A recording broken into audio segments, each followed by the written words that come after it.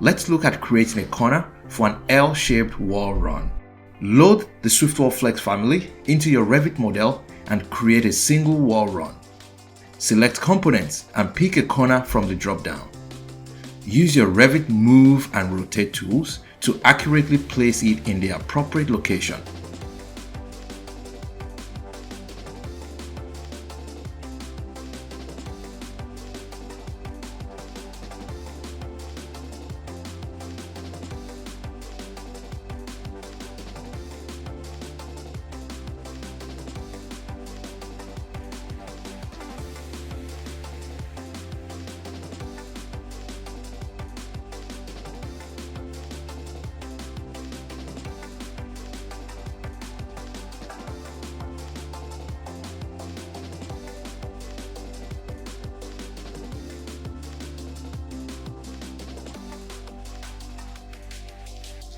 Once done, you can adjust the height to fit the existing wall height.